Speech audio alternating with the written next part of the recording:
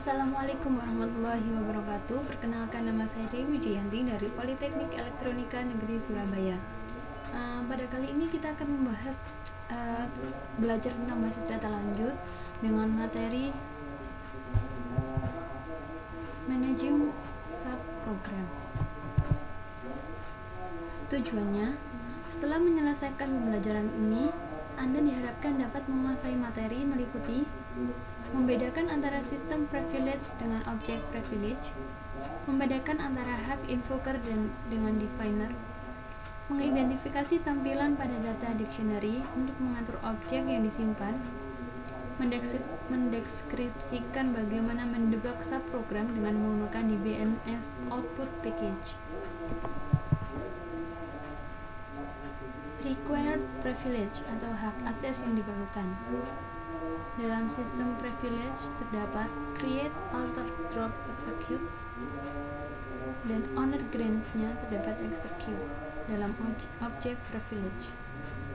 Untuk dapat merujuk dan mengakses objek dari skema pada sebuah subprogram yang berbeda, Anda harus diizinkan mengakses pada objek yang ditunjuk secara eksplisit, tidak melalui peran.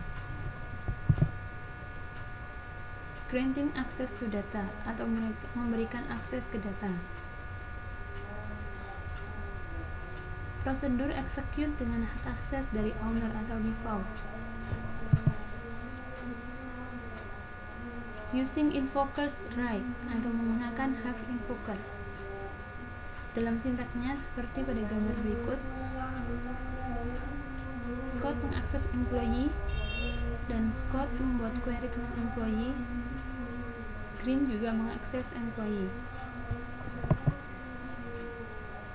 Managing stored PLSQL object atau mengatur objek PLSQL yang disimpan. General information, source code, parameters, P-code, compile errors, debug information. Data dictionary, kemudian masuk dalam editor, mendescribe dan DBMS output. User objects, kolom, mendeskripsikan kolom, object name, nama dari objek, object ID, identifier internal untuk objek, object type, tipe dari objek, contohnya prosedur, function, package body, atau trigger. Created, tanggal ketika objek dibuat, last DDL time, tanggal ketika objek terakhir kali dimodifikasi, timestamp, tanggal dan waktu ketika objek terakhir kali di recompile, status, valid atau invalid. Mendaftar semua prosedur dari fungsi. Contohnya adalah select object name, object type from user objects, where object type in procedure atau function, order by object name, dan ketika dikompil hasilnya adalah seperti berikut. Tampilan data dictionary user truth. Kolom mendeskripsikan kolom, name, nama dari objek, type, tipe dari objek, contohnya adalah prosedur, function, package body, trigger, dan line, baris nomor dari source code di mana error terjadi, teks dari pesan error. Mendaftar code dari prosedur dan fungsi. Sintaknya adalah select text from user source where name sama dengan query employee, order by line.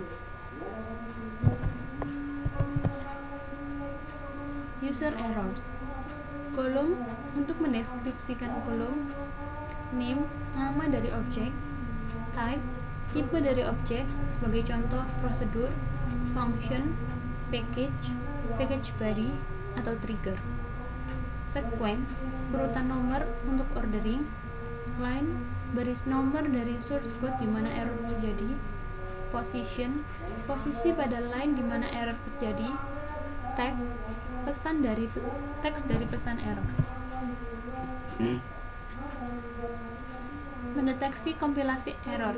Sebagai contoh, create or replace procedure log execution is begin. Input itu log table, user ID, log date, values, user sysdate, and slash.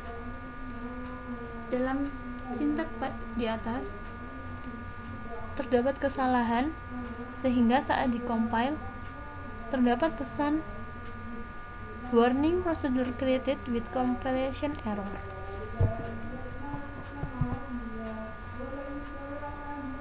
Mendaftarkan kompilasi error dengan menggunakan user error.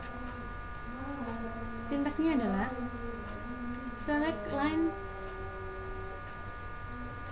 / position posted from user error where name sama dengan log execution order by line,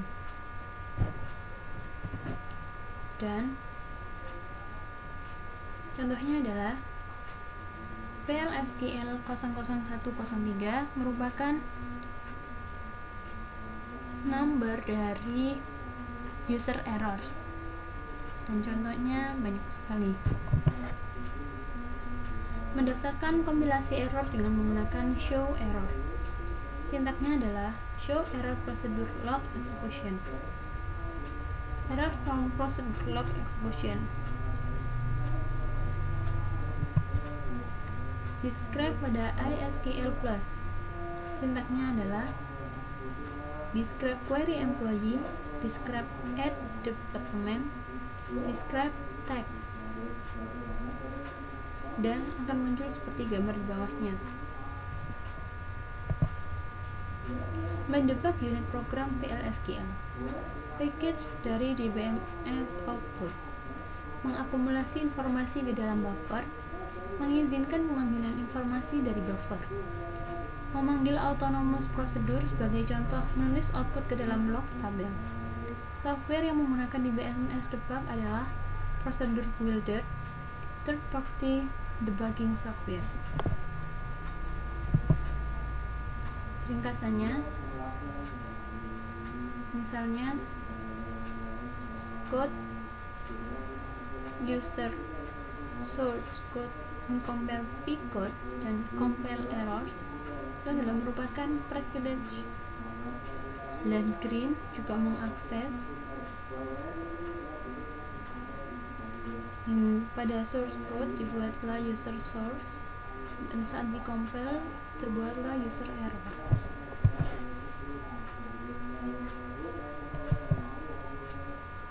Sekilas tentang praktikum 10. Pada praktikum ini, topik-topik yang akan dibahas yaitu membuat kembali source file dari sebuah prosedur dan membuat kembali source file dari sebuah fungsi. Latihan soal. Soal pertama, dapatkan pekerjaan yang telah diisi pada setengah tahun pertama tahun 1990 dan pekerjaan yang sama juga pada setengah tahun pertama pada tahun 1991 ditambah employees. Soal kedua, buat query gabungan untuk menghasilkan persentase kenaikan employee ID, gaji lama, dan gaji baru. Syarat kenaikannya adalah, dan jawabannya adalah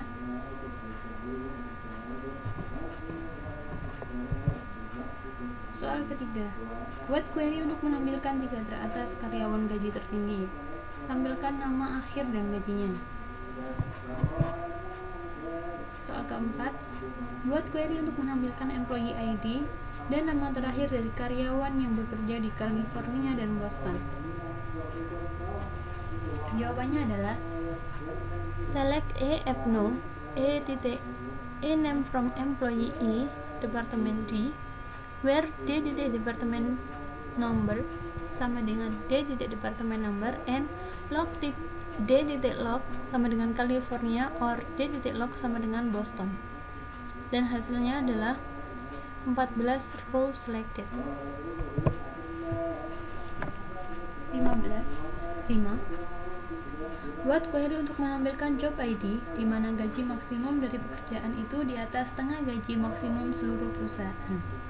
Gunakan klausa with dan namakan query max cell code.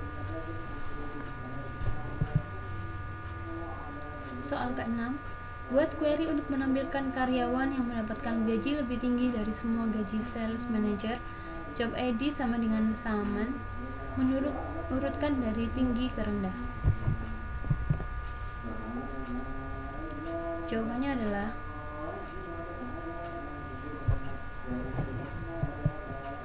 soal ke-7, buat query untuk menampilkan nama karyawan yang memiliki satu atau lebih teman kerja pada departemen yang sama, tetapi hire date-nya lebih kecil dan gajinya lebih besar.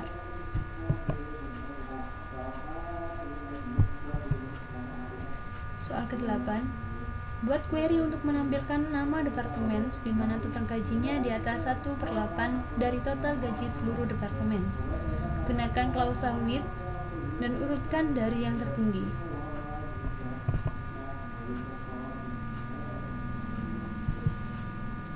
Soal ke-9, buat report yang menampilkan chart organisasi dari departemen logo, cetak nama akhir, gaji, dan departemen ID.